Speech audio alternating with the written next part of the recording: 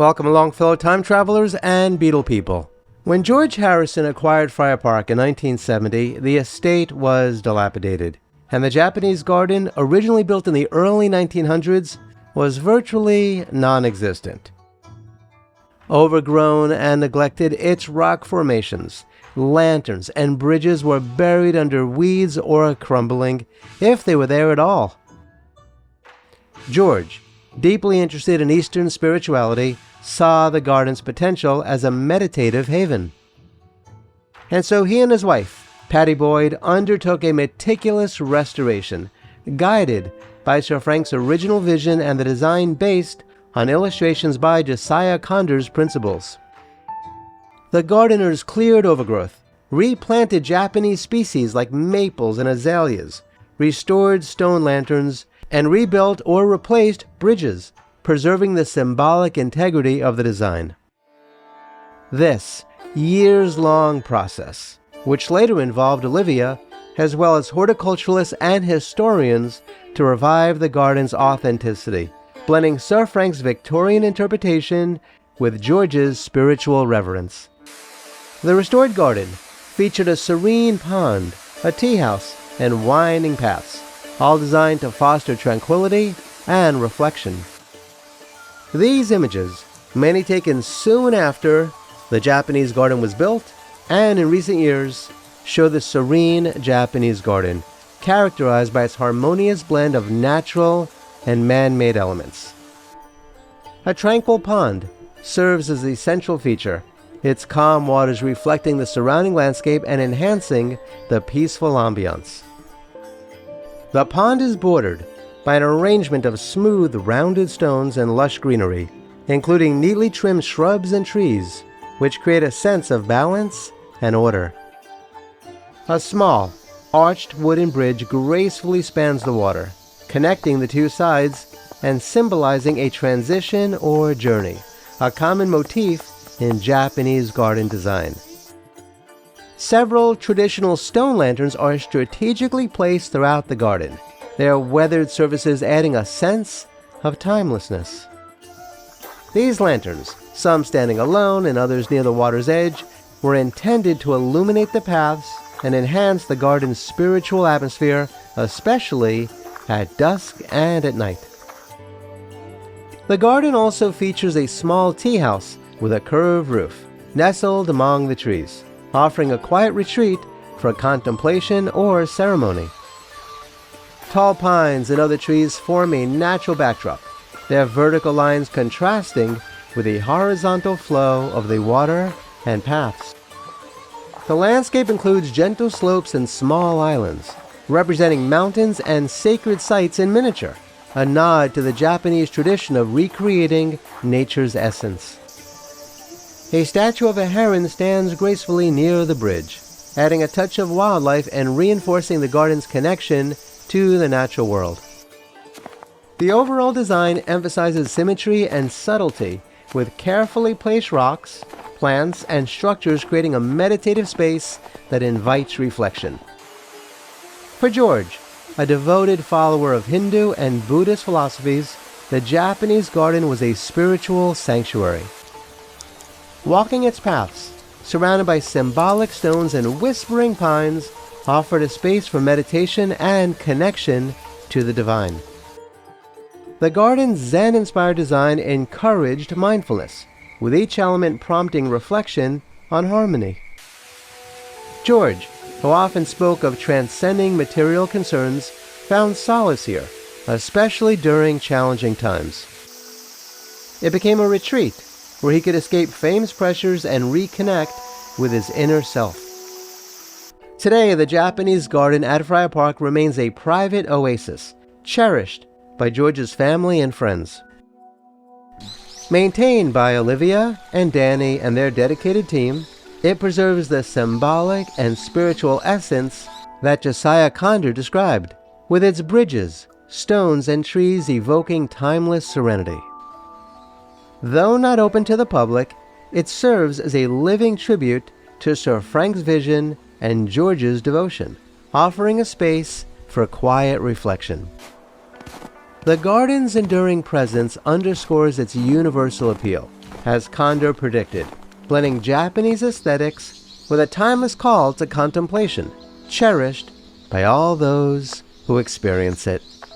So, what do you think of the Japanese garden at Friar Park? Did you even know that George Harrison had one of these on his estate? And all of their teams of gardeners over time did to bring it back and to maintain it.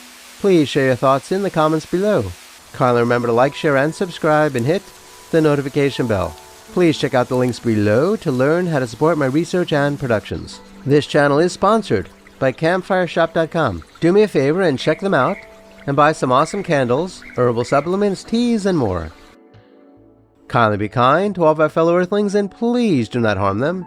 And do yourself a favor and go to a local shelter and adopt a cat or a dog or both. You and they will be very glad that you did. Until next time, I wish you safe travels on all your journeys.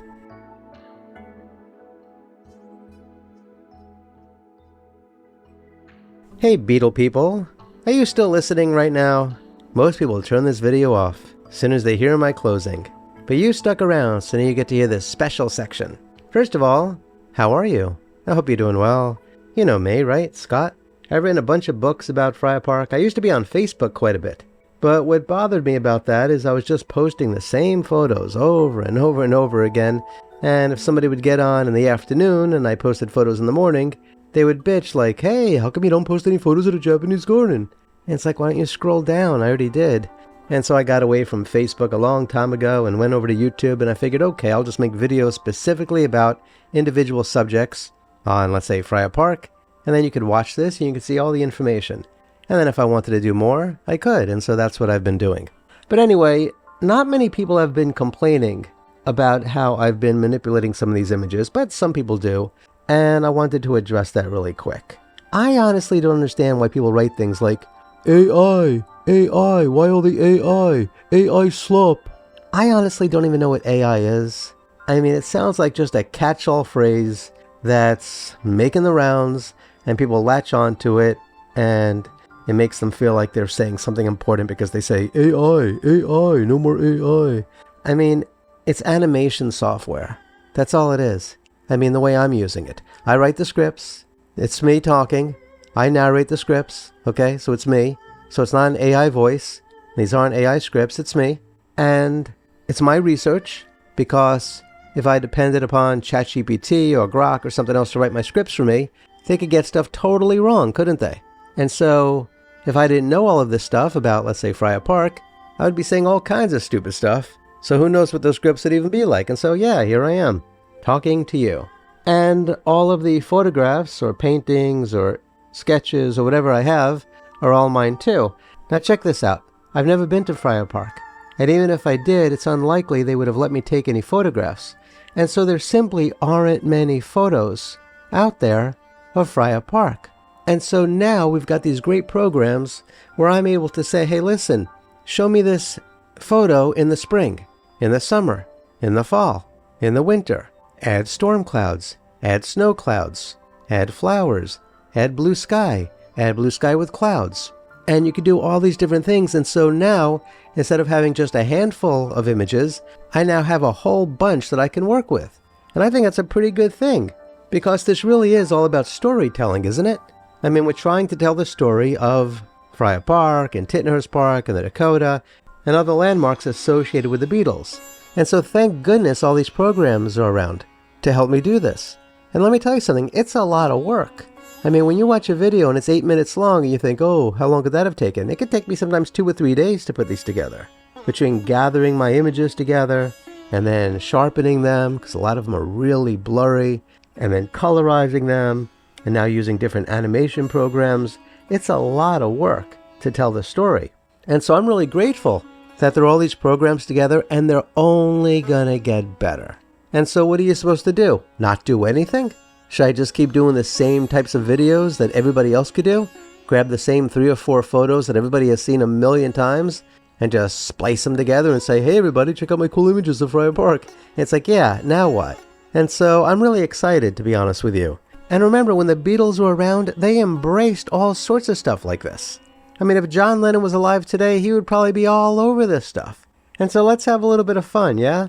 There's no reason that everything has to be so literal, that we have to stick to things exactly as they are. I mean, the Beatles broke up in 1970. Do you have any idea how long ago that was?